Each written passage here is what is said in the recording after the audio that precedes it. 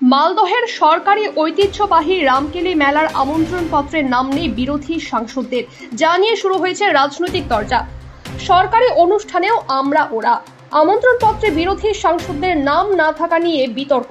জেলার ঐতিহ্যবাহী প্রাচীন মেলায় আমন্ত্রণপত্রে অতিথি তালিকায় নাম নেই জেলার 2 সদ্য নির্বাচিত সাংসদদের। এদিন রামকেলির উদ্বোধনী মঞ্চে তৃণমূলের এক ঝাঁক সদস্য উপস্থিত ছিল, আর যা নিয়ে শুরু হয়েছে রাজনৈতিক চাপানোতর। তৃণমূল পরিচালিত জেলা পরিষদের অধীনে রয়েছে মালদার ঐতিহ্যবাহী রামকেলি মেলা।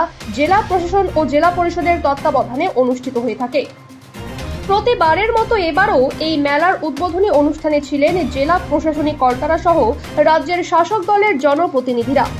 জেলা পরিষদের সভাধিপতি সহ ইংলিশ বাজার পৌরসভা ও পুরাতন মালদা পৌরসভার চেয়ারম্যান।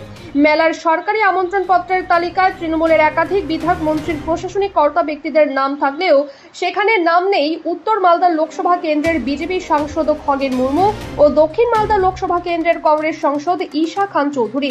এই নিয়ে শুরু হয়েছে জেলায় রাজনৈতিক চর্চা। জেলার প্রাচীন ঐতিহ্যবাহী মেলায় সাংসদদের নাম নেই, সেই নিয়ে রাজনৈতিক মহলে শুরু হয়েছে চর্চা। উত্তর মালদা বিজেপি সাংসদ খগেন মুর্মু জানান, কংগ্রেসের এটাই তো সংস্কৃতি, এরা কাউকে বিশ্বাস করে না, কাউকে ভরসা করে না, মানুষকে বিশ্বাস করে না, এমনকি তৃণমূল কংগ্রেস নিজেকেও বিশ্বাস করে না।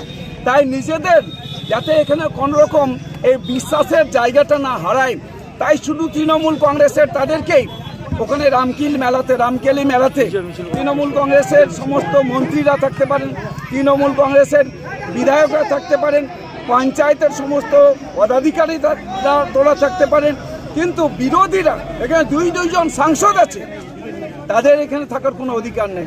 এখানে বিরোধী আমাদের এমএলএ আছেন এখানে 4 জন, তাদেরকে এখানে ডাকা হয়নি। অর্থাৎ এটাই তৃণমূল কংগ্রেসের সংস্কৃতি। এরা মানুষকে কখনো আপন করতে জানে না, এরা শুধু লুট করতে জানে। তাই তৃণমূল কংগ্রেস ওখানে একটা মেলা হচ্ছে, এই মেলাতে লোকে সমস্ত জনপ্রতিনিধি থাকবেন, সব মানুষের মেলা, এটা তো দীর্ঘদিনের মেলা। আমাদের রামকেলি মেলা, আমাদের শ্রী চৈতন্যদেব তিনি এইখানে এসেছিলেন। এই মেলাতে সবাই যাবে, প্রত্যেকটা মানুষের এখানে যাওয়ার অধিকার আছে, প্রত্যেকটা জনপ্রতিনিধির তার ওখানে আমন্ত্রণ পাওয়ার অধিকার আছে, এটা বঞ্চিত করছে। অর্থাৎ পশ্চিমবাংলায় শুধু বঞ্চনার বাইরে তৃণমূল কংগ্রেস কখনো ভাবতে পারে না, এরা শুধু বঞ্চিত করে মানুষকে। তাই বঞ্চনার প্রতিবাদে মানুষ আজকে রুখে দাঁড়াচ্ছেন। আজকে পশ্চিমবাংলায় যেভাবে মানুষ এগিয়ে আসছেন, কিন্তু এরা শুধু পুলিশকে দিয়ে, প্রশাসনকে দিয়ে এরা এখানে মানুষের ভোটকে লুট করছে। তাই আজকে এই বঞ্চনার প্রতিবাদে মানুষ সবাই সামিল হচ্ছেন, দেখছেন চারিদিকে এর বিরুদ্ধে মানুষ আজকে রুখে দাঁড়াচ্ছে। দক্ষিণ মালদা লোকসভা কেন্দ্রের কংগ্রেস সাংসদ ঈশা খান চৌধুরী জানান, রামকেলি মেলা মালদার একটি ঐতিহ্যবাহী মেলা। এই মেলায় সাংসদকে নিমন্ত্রণ করা হচ্ছে না, এটা কেন হচ্ছে সেটাই আমার প্রশ্ন। যে সেই আমন্ত্রণ অতিথি হিসাবে যারা রয়েছেন, সেখানে আমাদের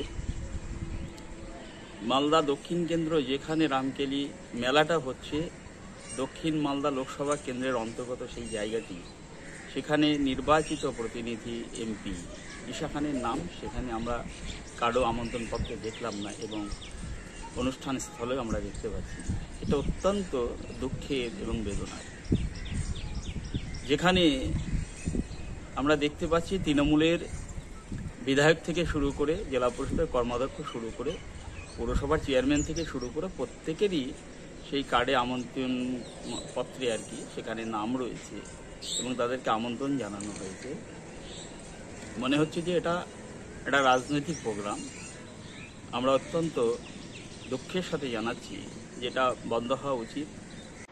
মালদা জেলা তৃণমূল কংগ্রেসের মুখপাত্র আশিস কুণ্ডু জানান, রামকেল উৎসবে সাংসদদের নাম দেওয়া হয়নি বলে আজকে মাননীয় সাংসদরা যে হঠাৎ করে চিৎকার চেঁচামেচি করছেন, তাদের উদ্দেশ্যে একটাই কথা বলতে চাই, এত বছর ধরে রামকেল উৎসব হচ্ছে, আপনাদেরকে তো কোনোদিন আমরা দেখিনি। বিজেপির সাংসদ এখানে অনেক বড় বড় কথা বলছেন, এই রামকেল উৎসবে কোনোদিন তাকে যেতে দেখিনি।